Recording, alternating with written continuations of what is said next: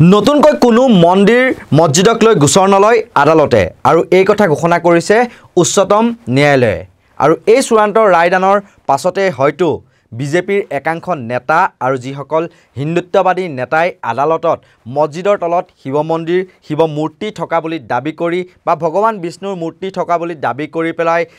আদালতত গোচৰ আৰোপ কৰিছিল সেই গোচৰ আৰোপ কৰাৰ পাছত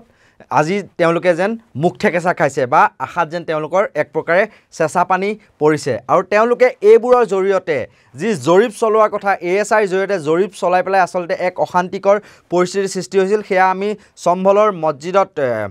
যি আসলতে জৰীপ চলাব যাওঁতে যি উত্তপ্ত পৰিস্থিতিৰ সৃষ্টি হৈছিল 5 গৰাকীকৈ লোকে মৃত্যুক আঁকোৱালি লৈছিল আৰু লগতে 21 গৰাকীকৈ আৰক্ষী আঘাতপ্ৰাপ্ত হৈছিল আৰু গুলিয়াবলৈ বাধ্য হৈছিল আৰক্ষীয়ে পৰিস্থিতি শান্ত কৰিবলৈ তেনেকুৱা ধৰণৰ এক উত্তপ্ত পৰিস্থিতিৰ সৃষ্টি হৈছিল আৰু তাৰ পাছতে সেই সমগ্ৰ বিষয়টো উচ্চতম ন্যায়ালয়ে হস্তক্ষেপ কৰে আৰু তাৰ পাছতেই এই যি গুৰুত্বপূৰ্ণ ৰায়দান বৃহস্পতিবাৰে উচ্চতম ন্যায়ালয়ে এক আদেশ জাৰি কৰি সমগ্ৰ দেশৰ বিচাৰ আদালতসমূহক ধৰ্মীয় মৰ্যাদাক লৈ বিবাদত জড়িত ধৰ্মীয়স্থলীৰ ওপৰত কোনো ধৰণৰ সিদ্ধান্ত বা জৰীপ নকৰিবলৈ নিৰ্দেশ দিছে আদালতে কয় যে 1947 চনৰ 15 আগষ্টত ঠাইবোৰৰ ধৰ্মীয় চৰিত্ৰক সুৰক্ষিত কৰা 1991 চনৰ উপাসনাস্থলী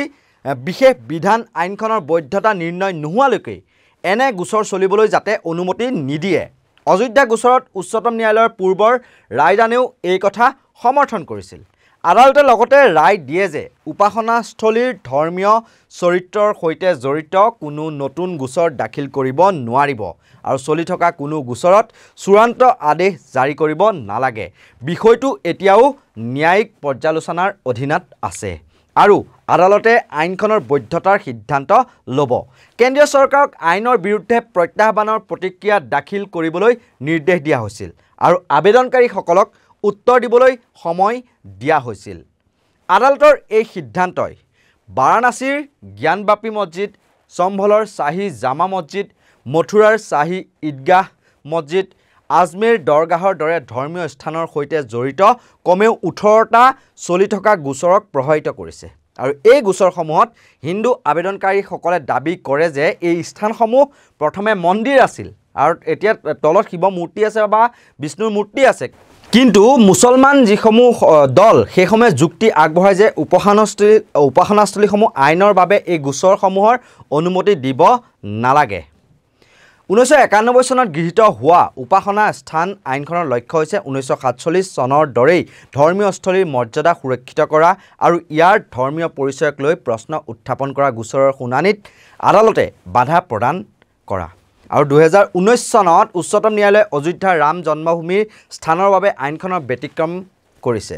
শুনানিৰ সময়ত আদালতে গোচৰটোৰ সৈতে জড়িত বিভিন্ন গোটক প্ৰতিনিধিত্ব কৰিবলৈ আৰু আইন সঠিকভাৱে পালন কৰাটো নিশ্চিত কৰিবলৈ অধিবক্তাক নিযুক্তি দিয়ে আৰু এই যি ৰায় দিলে উচ্চতম ন্যায়ালয়ে এই ৰায়ৰ পিছতে আসলতে থুটমুট চেলেকিলে একাংশ বিজেপি নেতাৰ লগতে গুড়া হিন্দুত্ববাদী নেতা যিসকলে আসলতে মছজিদৰ তলত মন্দিৰ বিচাৰি ফুৰিছিল বা শিৱলিংগ বিচাৰি ফুৰিছিল বা ভগৱানৰ মূৰ্তি বিচাৰি পেলাই মছজিদসমূহত খনন কৰাৰ বাবে বা জৰীপ চলোৱাৰ বাবে তেওঁলোকে আদালতৰ দ্বাৰস্থ হৈছিল আৰু তাৰ বাবেই সম্ভলৰ শাহী মছজিদৰ সমীপত বা সন্মুখত যি এক উত্তপ্ত পৰিস্থিতিৰ সৃষ্টি হৈছিল সেয়া নিশ্চয়কৈ সকলোৱে দেখিছে যে 5জনকৈ লোকে মৃত্যুক আঁকোৱালি লৈছিল আৰু এই ঘটনা কিয় ঘটিবলৈ পালে তাৰ আঁৰতো আছে যে জ্ঞানবাপী মছজিদত জৰীপ চলাবৰ বাবে পূৰ্বৰ মুখ্য ন্যায়াধীশ DY চন্দ্ৰচূড়ে এক নিৰ্দেশ দিলে আৰু সেই নিৰ্দেশে যিখন 1991 চনৰ উপাসনাস্থলীৰ যিখন আইন তাত কোনো ধৰণৰ প্ৰভাৱ নেপেলায় বুলি তেওঁ মন্তব্য কৰিছিল আৰু তাৰ পিছতে যেতিয়া সেই নিৰ্দেশনা দিলে জৰীপ চলোৱা তাৰ পিছতো আপোনালোকে দেখা পালে যিসমূহ উচ্চ ন্যায়ালয় হওক বা নিম্ন আদালতসমূহত বিভিন্ন পক্ষই গোচৰ দিয়া আৰম্ভ কৰিলে আৰু তেওঁলোকে দাবী কৰিলে যে বিভিন্ন মছজিদৰ তলত শিৱ মন্দিৰ আছে বা বিষ্ণুৰ মন্দিৰ আছে ভগৱানৰ মূৰ্তি আছে শিৱৰ মূৰ্তি আছে এনেকুৱা ধৰণৰ শিৱ লিংগ আছে এনেকুৱা ধৰণৰ দাবীৰে তেওঁলোকে আদালতৰ দ্বাৰস্থ হ'ল আৰু সেইসমূহ আদালতেও খনন কৰিবলৈ বা জৰীপ চলাবলৈ নিৰ্দেশ দিয়া আৰম্ভ কৰিলে উত্তৰ প্ৰদেশৰ এখন আদালতে আৰু তাৰ পিছৰ পৰিস্থিতি সম্ভলত কি হ'ল আপোনালোকে দেখা পাইছে আসলতে এই বিজেপি চৰকাৰখনৰ হৈছে কি তেওঁলোকে আজি বিশ্বত বিজ্ঞান প্ৰযুক্তিৰ ক্ষেত্ৰত কিমান আগুৱাই গ'ল বা ভাৰতে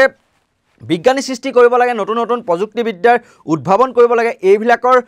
লগত বিশ্ব দৰবাৰ যাতে ফেৰ মাৰিব পাৰে অন্যান্য শক্তিৰ সৈতে বা অন্যান্য দেশৰ সৈতে কিন্তু তাকেই নকৰি তেওঁলোক আকৌ তললৈ নামি গৈছে বা খান্দি এতিয়া মছজিদৰ তলত শিৱ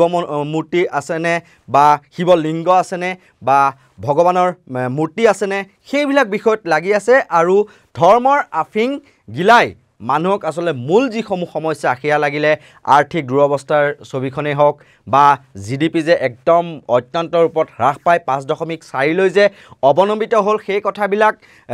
যাতে জনতাই পাহৰি থাকে বা যোৱা 45 বছৰৰ ভিতৰত চলিত যিটো 10টা কাৰ্যকাল মোদীৰ সেই কাৰ্যকালতে আটাইতকৈ নিবনুৱাৰ সংখ্যা বৃদ্ধি বা যিসকল লোকে চাকৰি কৰি আছিল চাকৰি কৰি থকাৰ পিছতো চাকৰি এৰিবলগীয়া পৰিস্থিতি আচলতে সৃষ্টি হৈছে বহু লাখ লোকে আৰু লগতে বহু লোকে ইতিমধ্যে হাজাৰ লোকে দেশৰ নাগৰিকত্ব এৰিছে বুলিও এক বাতৰি প্ৰকাশ পাইছে কিন্তু এইবিলাকৰ ওপৰত গুৰুত্ব নাই মাথো মানুহক ধৰ্মৰ আফিং খুৱাব লাগে আৰু যাতে চাকৰি বিচাৰি ৰাজপথলৈ যুৱকসকল ওলাই নাহে সেইবিলাকৰ প্ৰতি গুৰুত্ব নাই কিন্তু সেইসকলক যেন